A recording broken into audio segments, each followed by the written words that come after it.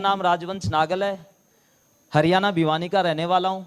इस बिजनेस में आने से पहले भारतीय सेना का जवान था और आज सेफ शॉप का सीनियर एडवाइजर हूँ। आज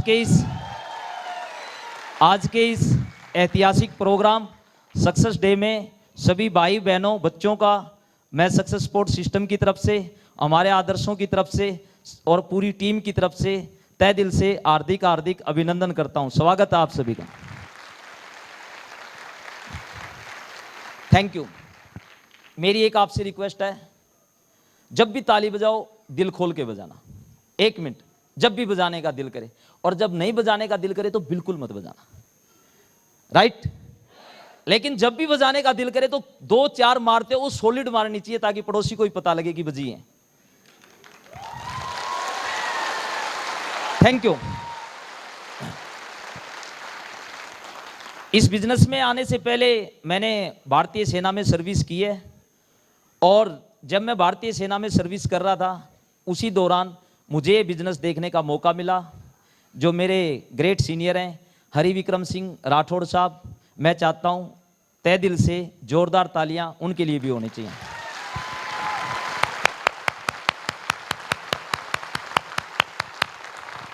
थैंक यू वेरी मच।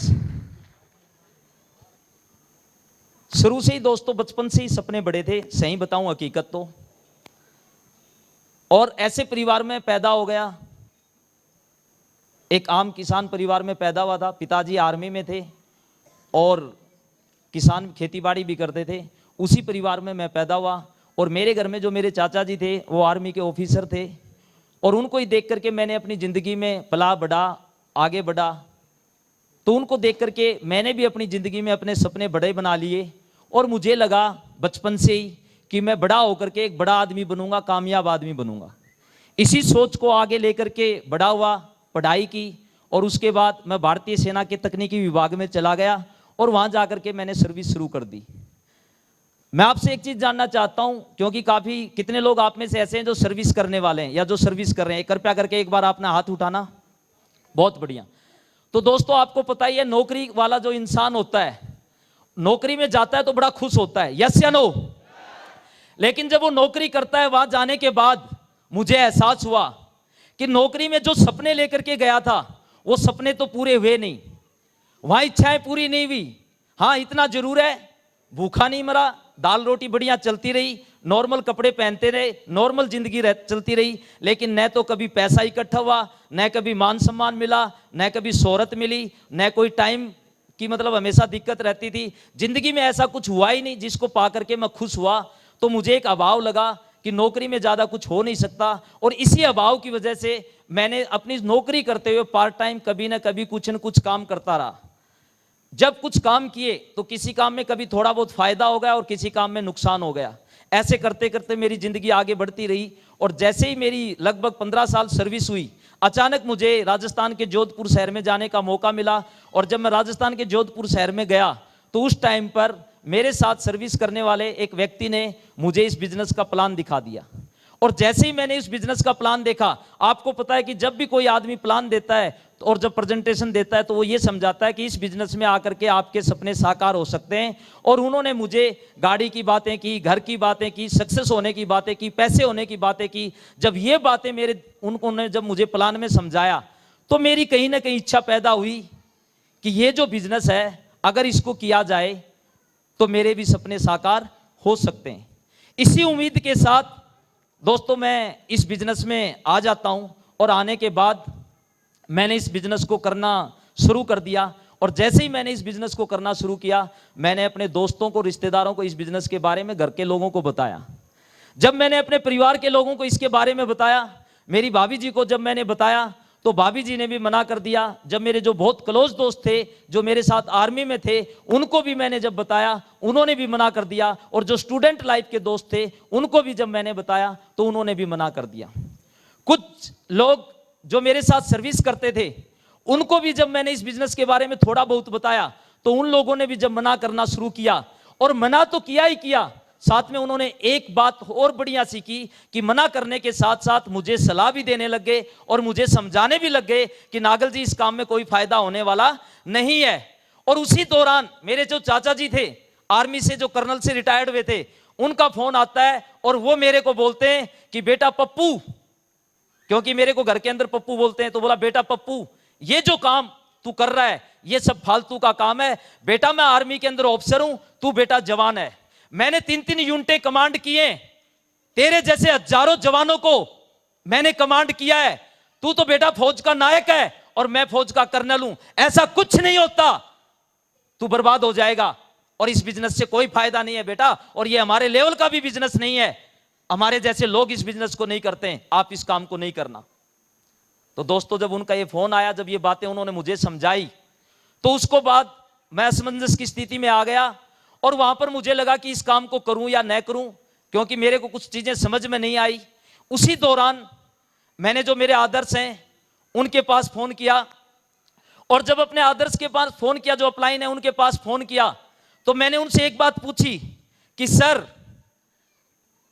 आप मुझे ये बताएं, क्योंकि जो मेरे चाचा जी हैं वो मुझे मना कर रहे हैं, मेरे दोस्त घर वाले लोग हैं वो सब मना कर रहे हैं, और कोई आदमी भी मेरे साथ आने के लिए तैयार नहीं है, आप बताएं मैं ये बिजनेस कर पाऊंगा कि नहीं कर पाऊंगा, मुझे तो नहीं लगता सर, काफी मुश्किल काम है ये, और घर वाले भी मना कर रहे हैं। तो उन्होंने मुझे एक बात बड़े प्यार से समझाई, बोला नागल जी आपने आज से पहले क्या किया है?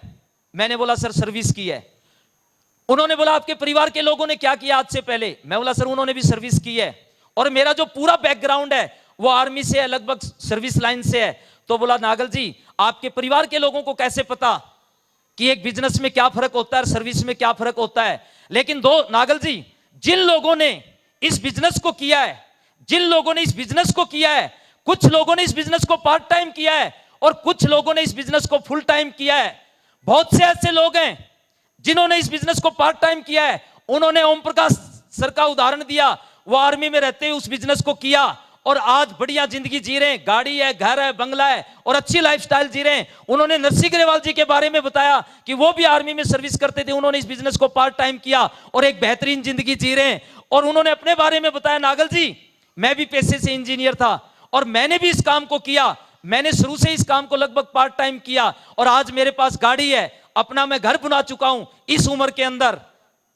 और दोस्त, अगर आप भी इस काम को करते हो तो वो समय दूर नहीं होगा कि आप भी इस बिजनेस के अंदर, आपके पास भी गाड़ी होगी, घर होगा और आपके पास भी पैसे आएंगे। अब आप सोच लें कि आपको कौन सा डिसीजन लेना है। और जब सर ने ये सारी बातें मुझे बताई तो उनके बारे में कुछ सुन भी मैंने रखा था, क्योंकि उनकी गाड़ी भी मैंने देखी थी और मैं उनसे एक्चुअल में मिला नहीं था, सारी बातें मेरी टेलीफोन से होती रहती थी। और उस ग्रेट पर्सनैलिटी का नाम है मिस्टर सुनहरी लाल साहब। एक जोरदार तालियां बजाएं मिस्टर सुनहरी लाल साहब, थैंक यू वेरी मच। जब सर ने मुझे बिजनेस का फर्क और नौकरी के फर्क के बारे में समझाया तो मुझे लगा, और उन्होंने मुझे एक साथ में एक बात और बताई कि नागल जी इसमें आपको नौकरी छोड़ने की जरूरत ही कहां है, आप तो जो अपना बचा हुआ समय है उसमें इस काम को कर सकते हैं। दोस्तों, उनकी बात जब मैंने सुनने के बाद मुझे लगा कि कर लेना चाहिए, और उस टाइम पर मैंने डिसीजन लिया कि सर चलो मैं करके इस काम को देखता हूं।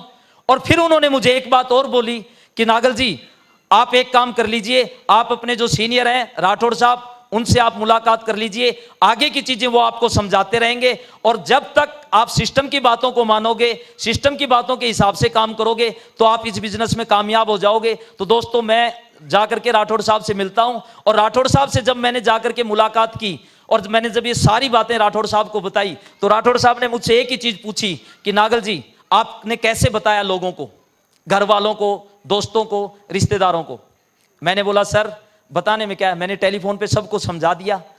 तो उन्होंने एक ही बात मुझे बोली कि नागल जी टेलीफोन पे समझाने से कोई समझेगा नहीं, आपको इसके लिए प्लान देनी पड़ेगी, आपको प्लान सीखना पड़ेगा। जब आप लोगों को प्लान समझाओगे तब लोगों को ये बिजनेस समझ में आएगा। सबसे पहले तो आप प्लान देना सीख लीजिए दोस्तों। उसके बाद मैंने प्लान फोल्डर लिया और सबसे पहले मैंने प्लान देनी सीखी, और साथ में मुझे एक चीज़ और बताई, क्योंकि जब मैं उनसे मिलने के लिए गया था, राठौड़ साहब से मिलने के लिए, उस टाइम पर जो मेरी ड्रेस कोड थी वो फॉर्मल ड्रेस थी, क्योंकि मैंने अपनी ज़िंदगी में कभी कैजुअल ड्रेस थी, मैंने अपनी ज़िंदगी में कभी फॉर्मल ड्रेस नहीं पहनी थी।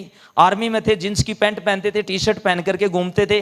तो उन्होंने मुझे बोला राठौड़ साहब ने कि नागल जी आप इस बिजनेस में आए, अगर आप अपना ड्रेस कोड बढ़िया कर लेते हैं, अगर आप फॉर्मल ड्रेस पहनते हैं और लोगों को प्लान प्रेजेंटेशन करते हैं, तो एक दिन लोग इस बिजनेस में आना शुरू हो जाएंगे और आप इस बिजनेस में कामयाब हो जाओगे।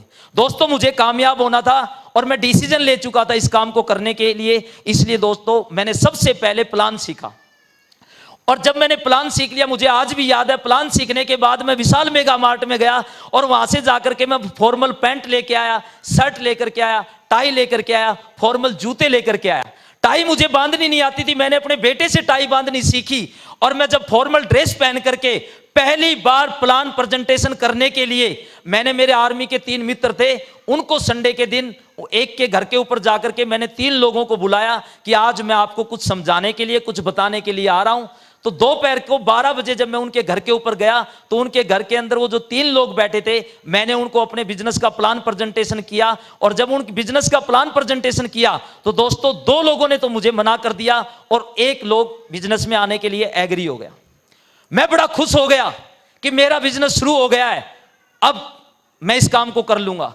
शाम को उस व्यक्ति ने अपने घर मुझे बुलाया, मैं शाम को अपने सीनियर राठौड़ साहब के साथ लेकर के उस व्यक्ति के घर गया।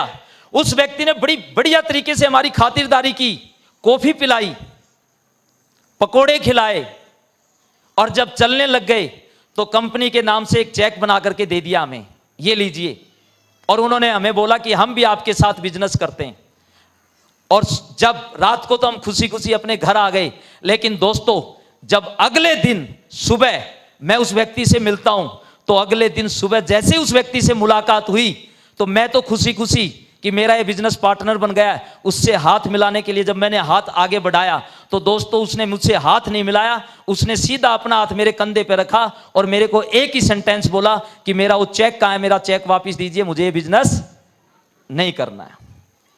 और वहां पर मुझे लगा कल तक जिसको लेकर के इतनी खुशियां आई हुई थी और कल तक जो आदमी बिजनेस करने के लिए तैयार था और उस आदमी ने जब मेरे साथ ये किया, उस टाइम पे सच बताता हूं मुझे एक बार तो इस बिजनेस पे गुस्सा आया और एक बार उस व्यक्ति पे गुस्सा आया और तीसरी बार अपने आप पे गुस्सा आया। और उस टाइम पर आज से 8 साल पहले मुझे आज भी याद है, हमारी यूनिट के अंदर मंदिर था, उसके सामने उस व्यक्ति ने मुझसे चेक वापस लिया था और 8 से 8 साल पहले उस मंदिर के सामने मैंने एक ही कसम खाई थी कि नागल जी अब ये बिजनेस करना है, अब तेरे सामने कोई रास्ता नहीं बचा है, अब तो तेरे सामने एक ही रास्ता बचा है कि सेफ शॉप को करना है, इस बिजनेस में डायमंड बनना है। और जिस व्यक्ति ने तेरे से चेक वापस लिया है, अपनी मां की कसम, इस आदमी को इस बिजनेस के अंदर लेकर के आना है। उस दिन मैंने प्रतिज्ञा की थी, उस दिन मैंने प्रतिज्ञा की थी। Thank you very much. और उसी दिन शाम से मैंने इस बिजनेस को अपनी जिंदगी का एक मिशन बना लिया। मैंने फिर अपने सीनियर को फोन किया, मैंने बोला सर ऐसे ऐसे उस व्यक्ति ने चेक वापस ले लिया है। सीनियर ने बोला कोई बात नहीं नागल जी, हिंदुस्तान के अंदर लाखों लोग हैं और उसने एक ने लिया है, कोई बात फर्क नहीं पड़ता इस चीज से, हम शुरू करते हैं, लोगों की लाइन लग जाएगी। दोस्तों हम शाम को गए और हमने जाकर के शाम को ही 3 लोगों को प्लान दिखाया और जब 3 लोगों को प्लान दिखाया तो दोस्तों 2 लोग शाम को ही बिजनेस में शामिल हो गए। उसके बाद लगातार करता गया, थैंक यू वेरी मच, लगातार इस बिजनेस को करता गया। मैं रियल बताता हूं, मैंने कभी भी एक दिन जिस दिन डिसीजन लिया था उसके बाद पीछे मुड़ करके नहीं देखा। फिर तो मैंने एक ही चीज बोली अपनी अपलाइन को, सर आप मुझे सिखाते रहें, आप मुझे समझाते रहें, आप मुझे बताते रहें कि ये बिजनेस कैसे करना है। और मेरी अपलाइन ने मुझे एक ही बात समझाई कि नागल जी अगर सिस्टम की बातों को आप मानते रहे, अगर सिस्टम की बातों को आप फॉलो करते रहे तो दुनिया के अंदर कोई भी व्यक्ति आपको इस बिजनेस में कामयाब होने से नहीं रोक सकता। क्योंकि इस बिजनेस में पहले भी बहुत से लोग, आर्मी पर्सन, स्टूडेंट, बहुत से लोग नौकरी करने वाले इस बिजनेस में कामयाब हो चुके हैं। और नागल जी उन्होंने भी सिस्टम की बातों को माना, वो कामयाब हो गए। अगर आप भी सिस्टम की बातों को मानते हो तो आप भी कामयाब हो जाओ।